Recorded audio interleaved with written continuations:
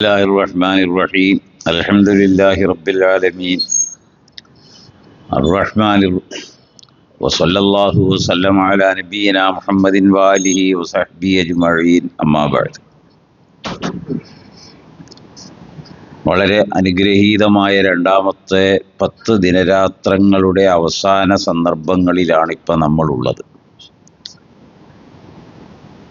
റമദാനിൽ ഒരുപാട് മനുഷ്യരെ ചിന്തിപ്പിക്കുകയും കരയിപ്പിക്കുകയും ആത്മദുഃഖം അനുഭവിപ്പിക്കുകയും ചെയ്യുന്ന ഒരു മാസം കൂടിയാണിത്. മനുഷ്യൻ സ്വയം അവൻ്റെ ജീവിതത്തിൻ്റെ കഴിഞ്ഞുപോയ പടവുകൾ ഓർമ്മ വച്ച നാളു മുതൽ നാം നടന്നു വന്ന അനുഭവിച്ചു പോന്ന നമ്മുടെ അനുഭവങ്ങൾ ഇതോരോന്നും എടുത്തു നോക്കുമ്പോഴാണ് അള്ളാഹു തന്നോട് എത്രമാത്രം കരുണയോടെ പെരുമാറിയിരിക്കുന്നു എന്ന് മനസ്സിലാവുക.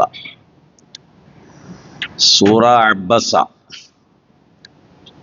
അതിൽ വളരെ ചിന്തിക്കാൻ വേണ്ടി മനുഷ്യരിൽ ഓരോരുത്തരോടും നോക്കി കണ്ട് മനസ്സിലാക്കണം എന്ന് കൽപ്പിച്ചുകൊണ്ടുള്ള ഒരു വചനമാണ്. ഫൽ യൻളുരിൽ ഇൻസാനു ഇലാ തആമിഹി അന്നാ സബബ്നൽ മാഅ സബ്ബ സുമ്മ ശഖഖ്നൽ അർള ശഖ്ഖ ഫഅംബത്നാ ഫീഹാ ഹബ്ബൻ വഇനബൻ വഖളബ വസൈതൂനൻ വനഖില വഹദായിക ഗുൽബ വഫാകിഹത്തൻ വഅബ്ബ മത്താഅൻ ലക്കും വലിയൻആമിക്കും. ഇത് ഒരു ക്രമപ്രവൃത്തമായ നിലയിലുള്ള ഒരു പ്രോസസ്സിങ്ങിനെ കുറിച്ചാണ് പിന്നെ ഈ ആയത്ത് പറയുന്നത്. വളരെ ദീർഘനാളത്തെ പ്രവർത്തനങ്ങളിലൂടെ ഓരോ മനുഷ്യനും അതാത് ദിവസം ജീവിക്കുന്നതിന് അനിവാര്യമായും വേണ്ടത് ഭക്ഷണമാണ്. ആ ഭക്ഷണം ഒരുക്കുന്ന ക്രമമാണ് ഈ ആയത്ത് അവനെ ചിന്തിപ്പിക്കുന്നത്. മനുഷ്യർ അവൻ ഉറ്റുനോക്കട്ടെ, അവൻ നന്നായി ആലോചിക്കട്ടെ, അവൻ ശ്രദ്ധാപൂർവം മനസ്സിലാക്കട്ടെ. അവൻ്റെ ഭക്ഷണത്തിലേക്ക് ഒരു പിടി ഭക്ഷണം എടുത്ത് കഴിക്കാൻ വേണ്ടി കയ്യിലെടുത്ത് കഴിയുമ്പോൾ ആ ഭക്ഷണത്തിലേക്ക് അവൻ നോക്കണം. അതിൻ്റെ മൂല്യം അവൻ തിരിച്ചറിയണം. അതിൻ്റെ വില, അത് തൻ്റെ ജീവിതത്തിൽ എന്തുമാത്രം ഇഴുകി നിൽക്കുന്നു, ചേർന്ന് നിൽക്കുന്നു എന്ന് മനസ്സിലാക്കണം. അങ്ങനെ മനസ്സിലാക്കിയാൽ ഇന്ന് മുസ്ലിമുകൾ ചെയ്യുന്ന അവരുടെ ആഘോഷത്തിൽ ഏറ്റവും വലുത് വിവാഹമാണ്. അതൊക്കെ എത്രയോ വലിയ നിലയിൽ ഉടച്ചു വാർക്കപ്പെടും, 100%. അപ്പം ആവശ്യത്തിലേക്ക് അവർ മടങ്ങും. വെറുതെ ഒറ്റ വാക്കിൻ്റെ അർത്ഥം പരിശോധിച്ചാൽ മതി, നിങ്ങൾക്ക് വായിക്കാം. സൂറത്ത് അബ്ബസ, അന്നാ സബബിനൽ മാഅ സബ്ബ, ആകാശലോകത്ത് നിന്ന് മഴ നാം ചൊരിഞ്ഞു, നാം വർഷിപ്പിച്ചു. സുമ്മ ശഖഖ്നൽ അർള ശഖ്ഖ, ഭൂമി അത് ഉൾക്കൊള്ളാൻ പരുവത്തിൽ അതിനെ ഉഴുതുമറിക്കുകയാണ്. ഭൂമിയിൽ ജലാംശം ഉണ്ടായി നിലനിന്ന് അത് രൂപപ്പെടുന്നതിന് പര്യാപ്തമായ ക്രമത്തിലും പാകത്തിലും ഭൂമിയെ അവൻ സംവിധാനിക്കുകയാണ്. ഫഅംബത്നാ ഫീഹാ ഹബ്ബ, എന്നിട്ട് ആ ഭൂമിയിൽ നാം ഒരു ധാന്യത്തെ മുളപ്പിച്ചു. വഇനബൻ, മുന്തിരിയും, വഖളബ, പച്ചക്കറികളെല്ലാം. വഖളബ എന്നത് മനുഷ്യൻ അവൻ്റെ ഭക്ഷണത്തിന് ഉപയോഗിക്കുന്ന മുഴുവൻ സസ്യാദികളുമാണ്. അതാണ് നമ്മുടെ ഭക്ഷണത്തിന് കൊഴുപ്പ് കൂട്ടുന്ന, രുചിയുണ്ടാക്കുന്ന നമ്മെ ആകർഷിപ്പിക്കുന്ന ഭക്ഷണവും അത് തന്നെയാണ്.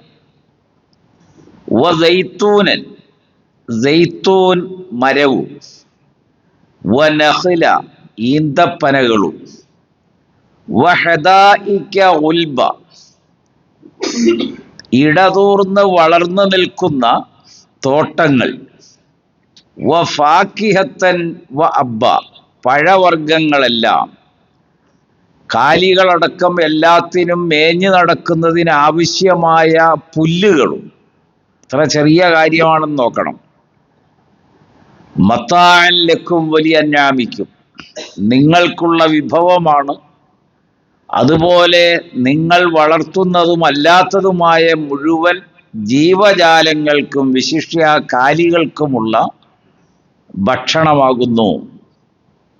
ഇതിൻ്റെ ദീർഘനാളത്തെ, അതിൻ്റെ ആ തുടക്കം മുതൽ നമ്മൾ ഒന്നുകൂടി നിങ്ങൾ സ്വയം മുസ്ഹഫിലേക്ക് നോക്കി ഈ ഓരോ ആയത്തുകളുടെയും ലഫ്ളുകൾ ശ്രദ്ധാപൂർവം വായിച്ച് അതിൻ്റെ അർത്ഥം നിങ്ങളുടെ ഹൃദയത്തിലേക്ക് ഉൾക്കൊണ്ടാൽ നമ്മൾ ഒന്നും വെറുതെ നഷ്ടപ്പെടുത്തി കളയില്ല.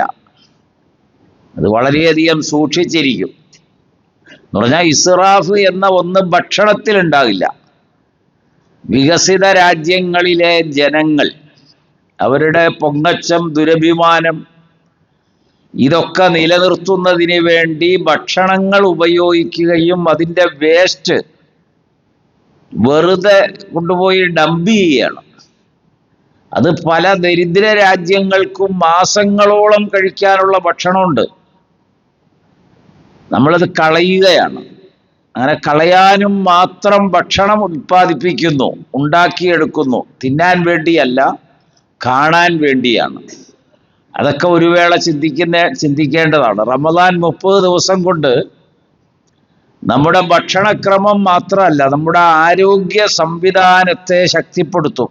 ഭക്ഷണം ലിമിറ്റ് ചെയ്യുമ്പോൾ, ക്രമപ്പെടുത്തുമ്പോൾ, അത് ചിട്ടപ്പെടുത്തുമ്പോൾ. അതാണല്ലോ അള്ളാഹുവിൻ്റെ റസൂല് പറഞ്ഞത്. അതിൽ ഒന്നാമത്തെ ഭാഗം, അള്ളാഹു നിങ്ങളിൽ നിന്ന് കേവലം ഭക്ഷണപാനീയങ്ങൾ ഒഴിവാക്കൽ മാത്രമല്ല, അത് ശാരീരിക ഘടനയെ നിലനിർത്താനുള്ള ഒരു ഭാഗമാണ് ആ നോമ്പ്. മറിച്ച് നിങ്ങളുടെ ആത്മീയതയിൽ വിശുദ്ധി വരുത്താൻ വേണ്ടിയാണ്. അതിനാണ് നിങ്ങളുടെ നാവും കാഴ്ചയും കേൾവിയും സ്വഭാവവും ഒക്കെ മാറ്റുന്നത്. സൂറത്തുൽ വാഖിയ. അഫറഅയ്തുമുൽ മാ അല്ലദീ തശ്റബൂൻ. ഇപ്പൊ നമ്മൾ ഭക്ഷണത്തെക്കുറിച്ച് പറഞ്ഞു. നിങ്ങൾ കുടിക്കുന്ന വെള്ളത്തെക്കുറിച്ച് ചിന്തിക്കുന്നുണ്ടോ? അല്ലെങ്കിൽ നിങ്ങൾ കാണുന്നില്ലേ എന്നാണ്. അഫറഅയ്തുമുൽ മാ അല്ലദീ തശ്റബൂൻ അഅൻതും അൻസൽതുമൂഹു മിനൽ മുസ്നി അം നഹ്നുൽ മുൻസിലൂൻ. നിങ്ങളാണോ മേഘപാളികൾക്കിടയിലൂടെ ആ മഴ വർഷിപ്പിച്ചത്, ആ വെള്ളം? അതല്ല നാം ആണോ? മേഘങ്ങൾ ഉണ്ടായതുകൊണ്ട് മഴയുണ്ടാകില്ല, അതിലേക്കും ഞാൻ വരികയല്ല. ലൗ നശാഉ ജഅൽനാഹു ജാജൻ ഫലൗലാ തഷ്കുറൂൻ. നാം ഉദ്ദേശിക്കുന്ന പക്ഷം മേഘപാളികൾക്കിടയിൽ നിന്ന് ഇടതൂർന്നു വരുന്ന മഴവെള്ളം അത് ഉപ്പുവെള്ളമാക്കി കളയുമായിരുന്നു. എന്നിട്ടും എന്തിയെ നിങ്ങൾ നന്ദി കാണിക്കാത്തത്? എന്നിട്ട് നിങ്ങളെന്താ നന്ദി കാണിക്കാത്തത്? വെള്ളം നമ്മൾ 100% ഫങ്ഷനുകളിലും കുപ്പിവെള്ളം വയ്ക്കും. നമ്മളതിൻ്റെ 4/1 കുടിക്കാറുള്ളൂ. ആ കുപ്പി അങ്ങനെ തന്നെ ആ ടേബിളിൽ വയ്ക്കും. നമുക്കിനിയിപ്പോൾ എത്ര റമദാൻ കഴിഞ്ഞു പോയാലെന്താ, നമ്മുടെ സ്വഭാവത്തിൽ മാറ്റം വരുന്നില്ലല്ലോ. അത് സായിപ്പ് അങ്ങനെയാണ് പഠിപ്പിച്ചത്. അതുകൊണ്ട് തന്നെ നമ്മളും അത് പിന്തുടരും. ആ വെള്ളത്തിൻ്റെ വില ഞാൻ പല പ്രാവശ്യവും പറഞ്ഞിട്ടുണ്ട്. സഹീഹ് മുസ്ലിമിലെ 5 സ്ഥലത്ത് ഈ ലോകത്തോട് യാത്ര പറയുന്ന സമയത്ത് ഏറ്റവും അമൂല്യമായി ആ മനുഷ്യൻ കിടന്ന കിടപ്പിൽ അവൻ്റെ അന്തരാത്മാവ് ആഗ്രഹിക്കുന്നത് ഒരു തുള്ളി വെള്ളമാണ്. അത് നമ്മൾ ചുണ്ട് നനച്ചു കൊടുക്കുക എന്ന് പറയും. അതവന് ഈ ദുനിയാവ് കിട്ടുന്നതിലും അപ്പുറം കിട്ടലാണ് ആ വെള്ളത്തിൽ നിന്ന്. അത്ര വലുതാണ് വെള്ളത്തെക്കുറിച്ച് ഖുർആൻ പറഞ്ഞത്. വീണ്ടും സൂറത്തുൽ വാഖിയ അഫറഅയ്തുമുൻ നാറല്ലത്തി തൂറൂൻ, നിങ്ങൾ കത്തിക്കുന്ന വിളക്ക്, നമ്മുടെ എല്ലാ വൈദ്യുതികളും എന്തും വെളിച്ചം പകരുന്നതിനും ചൂടുണ്ടാക്കുന്നതിനും നാം ഉപയോഗിക്കുന്ന എല്ലാ അഗ്നിയും, അന്തും അൻഷഅ്തും ഷജറത്തഹ, നിങ്ങളാണോ അതിൻ്റെ വൃക്ഷത്തെ ഉൽപ്പാദിപ്പിച്ചത്, മരം, അം നഹ്നുൽ മുൻഷിഊൻ, അതല്ല നാം ആണോ, നഹ്നു ജഅൽനാഹാ തദ്കിറത്തൻ, ഈ അഗ്നിയുടെ ഉൽപാദനം, ഈ വൃക്ഷാണെന്ന് പറഞ്ഞല്ലോ, അത് നാം ഒരു സ്മരണികയായി അവശേഷിപ്പിച്ചു. വമത്താഅൻ ലിൽ മുഖ്വീൻ, വിജന പ്രദേശങ്ങളിൽ സഞ്ചാരികളായിട്ടുള്ള ആളുകൾക്കൊരു ഉപകരണവുമാക്കി മാറ്റിയത്. വിജനമായ ഭൂപ്രദേശങ്ങളിൽ സഞ്ചരിക്കുന്ന ആളുകളുടെ ഒരു ഉപകരണമാണ് ഈ തീയ്. അതൊരു തീക്കൊള്ളി കിട്ടിയാൽ മതി. മൂസാ അലൈഹിസ്സലാം ഭാര്യയും ഒത്തു വന്നപ്പോൾ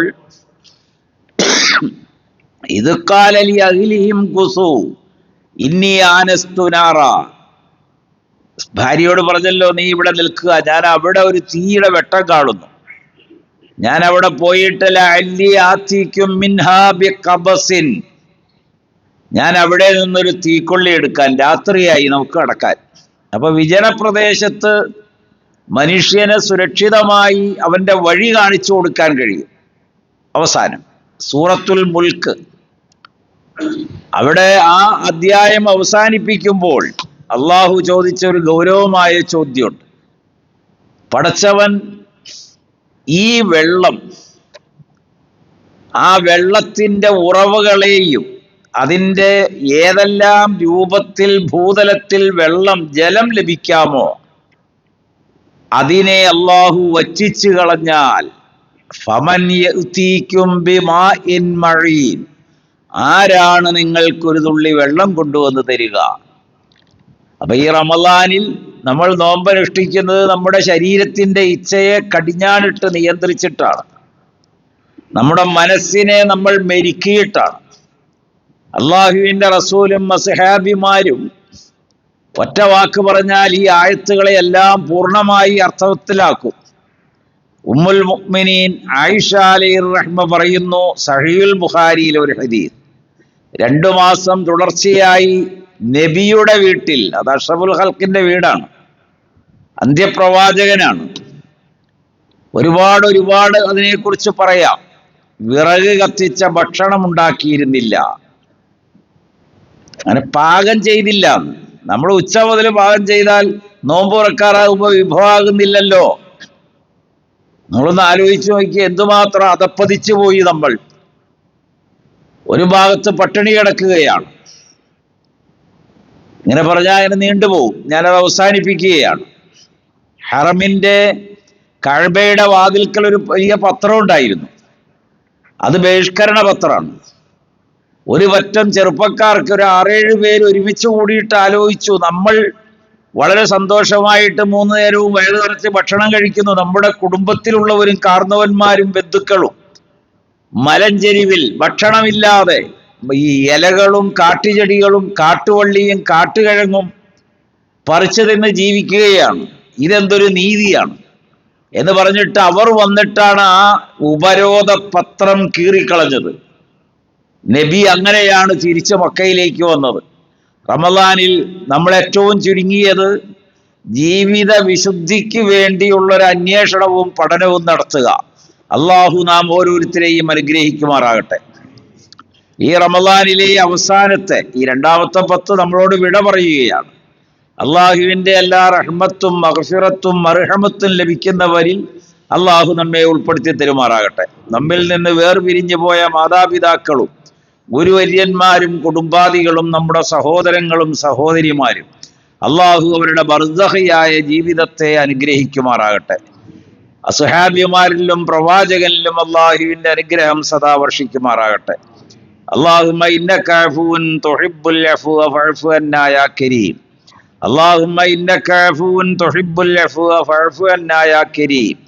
റബ്ബനാ ആതിനാ ഫിദ്ദുനിയാ ഹസന വഫിൽ ആഖിറതി ഹസനതൻ വഖിനാ അദാബന്നാർ. സ്വല്ലല്ലാഹു വസല്ലമ അലാ നബിയിനാ മുഹമ്മദിൻ വആലിഹി വസഹ്ബിഹി അജ്മഈൻ. വൽഹംദുലില്ലാഹി റബ്ബിൽ ആലമീൻ.